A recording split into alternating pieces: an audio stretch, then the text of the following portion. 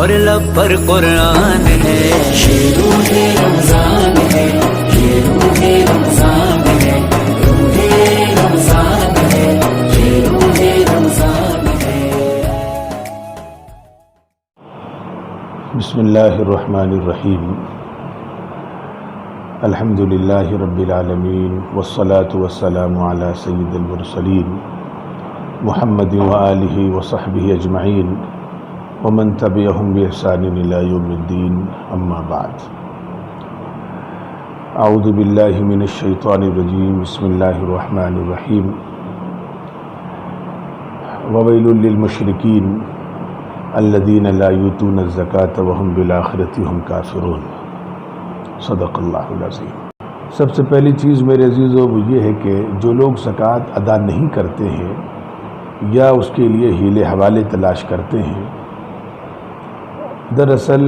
ان کا مزاج قارونی مزاج ہوتا ہے۔ قارون بھی اگرچہ اس کا تعلق موسیٰ علیہ السلام کے کنبے سے تھا، ان قارون کان من قوم موسیٰ، لیکن اللہ رب العزت نے جب اس کو سونے اور چاندی اور مال و دولت کے خزانے عطا کیے، وَآتَيْنَاهُ مِنَ الْكُنُوزِ، اور اس کے بعد اللہ نے موسیٰ علیہ السلام کے ذریعے سے اس سے زکوٰۃ طلب کرنے کا حکم دیا، تو اس نے زکوٰۃ دینے سے انکار کر دیا۔ جو لوگ زکوٰۃ دینے سے انکار کرتے ہیں ان کے ذہن میں کیا بات آتی ہے، ذرا اس کو سمجھ لیں پہلے، اور زکوٰۃ ادا کرنے سے کیوں کتراتے ہیں، کیوں بچنے کی کوشش کرتے ہیں۔ بعض اوقات مولویوں کا سہارا لیتے ہیں، جیسے مولوی مولانا نہ ہو کر کوئی انکم ٹیکس کا وکیل ہو، کہ جس طریقے سے انکم ٹیکس کے وکیل آپ انکم ٹیکس کیسے بچا سکتے ہیں اس سلسلے میں وہ آپ کو مشورے دیتا ہے اور آپ سے فیس وصول کرتا ہے۔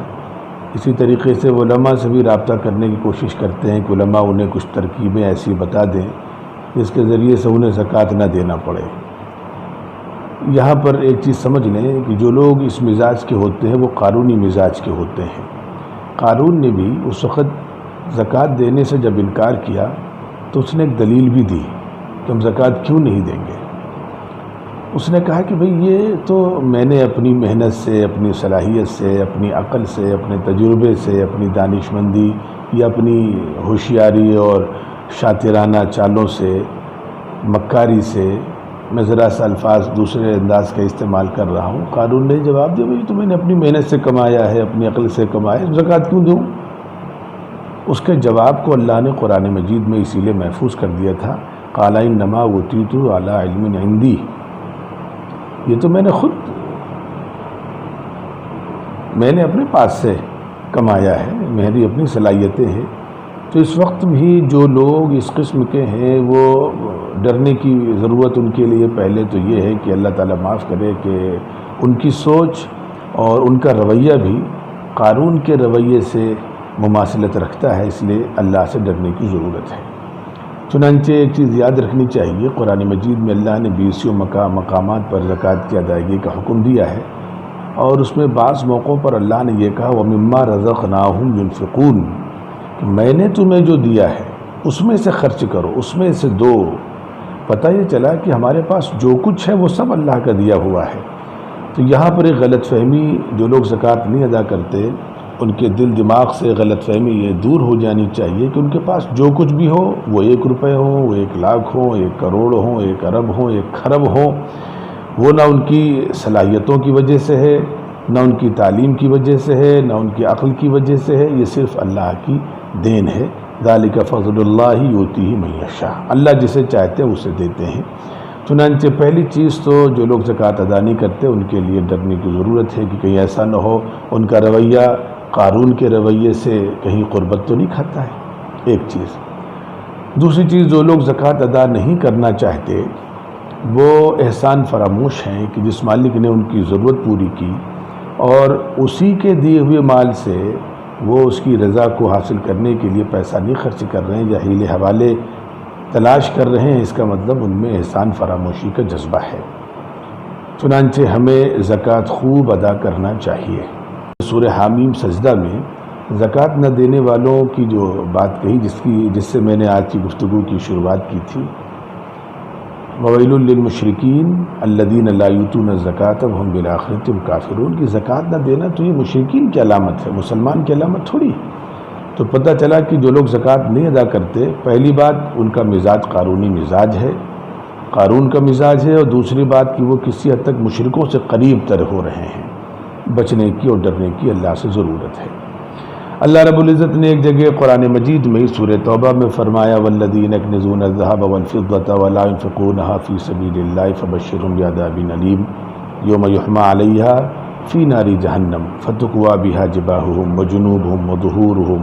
هذا ما كنزتم لأنفسكم فذوقوا ما كنتم تكنزون۔ جو لوگ اللہ کے دیے ہوئے مال سے زکوٰۃ نہیں ادا کرتے اور سونے چاندی کے خزانے جمع کرتے ہیں، ان کو دردناک عذاب کی خوشخبری سنا دیجیے۔ تو یہ اللہ کی طرف سے دردناک عذاب کی خوشخبری ہے۔ باقی حضور پاک علیہ الصلوۃ والسلام نے اس سلسلے میں ایک مشہور جملہ ہے ما تلف مال فی بر ولا بحر الا بحبس الزکوٰۃ، کہ جس انسان نے اپنے زکوٰۃ کی مال ادا نہیں کی اس کا مال غیر محفوظ ہو جاتا ہے۔ زمین پر، خشکی پر، تری پر اگر کوئی مال ضائع ہوتا ہے تو اس کی بنیادی وجہ صرف یہ ہوتی ہے کہ اس کی غالباً زکوٰۃ نہیں ادا کی جاتی ہے۔ زکوٰۃ نہ ادا کرنے والوں کو صدیق اکبر رضی اللہ تعالیٰ عنہ کے رویے سے بھی سبق لینا چاہیے۔ جس طرح آج کے دور میں بہت سے مسلمان یہ سمجھتے ہیں کہ بھئی ہم تو نماز پڑھتے ہیں، روزہ بھی رکھتے ہیں، حج بھی کرتے ہیں، تسبیحات بھی کرتے ہیں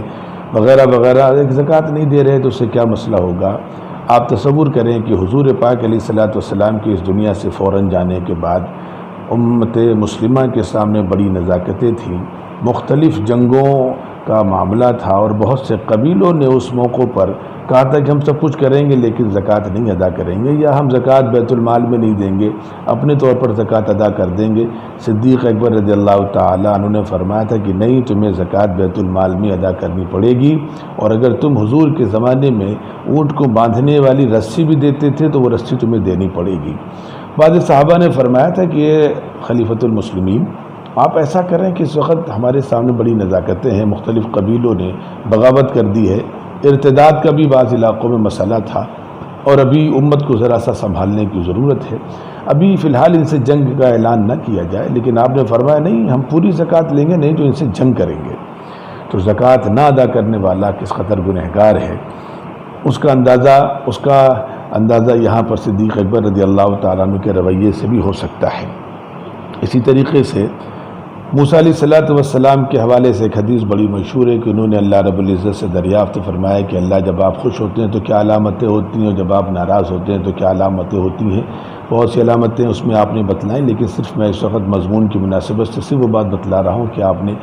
ایک بات ناراضگی کی بتلائی تھی، اجل المال الی بخلائہم، کہ مال بخیلوں کو دے دیتا ہوں۔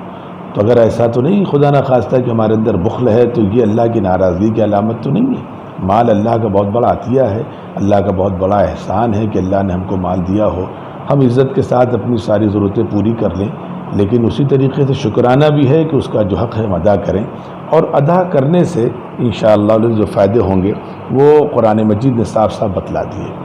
ایک فائدہ اور بتلا دے رہا ہوں میں مال زکوٰۃ ادا کرنے سے، اور اس کو یوں سمجھ لیں کہ عدم ادائیگی میں اس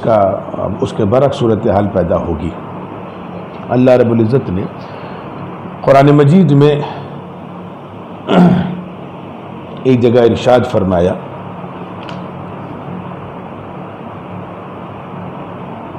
یمحق اللہ الربا ویربی الصدقات، کہ اللہ تبارک و تعالیٰ صدقات میں، زکوٰۃ میں خیر و برکت عطا کرتے ہیں۔ پھر اللہ نے جگہ ارشاد فرمایا وما آتیتم من زکاۃ تریدون وجہ اللہ فاولئک هم المضعفون، کہ تم اللہ کے راستے میں جو مال خرچ کرتے ہو اللہ اسے برکت دیتے رہتے ہیں، بڑھاتے رہتے ہیں، اضافہ فرماتے رہتے ہیں۔ پتہ یہ چلا کہ اگر ہم مال زکوٰۃ کا نہیں خرچ کریں گے تو ہمارے مال میں بے برکتی آئے گی۔ زکوٰۃ نہ ادا کرنے والوں پر مصیبتیں آتی ہیں، اور ہمیں ذرا سا سوچنا چاہیے تھوڑی دیر کے لیے۔ ہم جب سوچتے ہیں کہ نہیں صاحب ہم زکوٰۃ نہیں ادا کریں گے اور مال جمع کر لیں گے، مال بڑھا لیں گے، بالکل نہیں۔ ان کو سوچنا چاہیے کہ بڑے بڑے کروڑپتی اور خاص طور پر ادھر 8-10 سالوں میں جس طریقے سے دنیا میں مالی بحران آیا ہے، ان کے سامنے زندہ مثالیں موجود ہیں۔ بڑی بڑی کمپنیاں، بڑے بڑے بینک جن کا پورا نظام سود پر مبنی تھا، کس طریقے سے ان کا نام و نشان مٹ گیا، دیوالیہ ہو گئے، بینک کرپٹ ہو گئے۔ اور اسی طریقے سے حضور پاک علیہ الصلوۃ والسلام نے زکوٰۃ نہ ادا کرنے والوں کے سلسلے میں جو باتیں ارشاد فرمائی ہیں، وہ ایک بات تو خاص طور پر آپ نے فرمائی کہ جو شخص زکوٰۃ نہیں ادا کرتا اس کی قبر پر ایک خاص قسم کا سانپ مسلط کر دیا جاتا ہے، اگر وہ زمین پر ایک بار پھونک دے تو زمین پر کبھی فصل نہیں اگتی۔ جن گناہوں کی وجہ سے امت پر اجتماعی عذاب کا حدیثوں میں تذکرہ آیا ہے، ان میں سے ایک زکوٰۃ کی عدم ادائیگی بھی ہے۔ اگر کوئی شخص زکوٰۃ نہیں ادا کرتا ہے یا کوئی قوم زکوٰۃ نہیں ادا کرتی ہے تو اس کے جو دنیاوی نقصانات ہیں ان میں ایک بڑا نقصان یہ ہے کہ اللہ تعالیٰ اس قوم کو قحط میں مبتلا فرما دیتے ہیں۔ اس لیے میرے عزیزو، بس انہی چند گزارشات پر اپنی بات ختم کرتا ہوں۔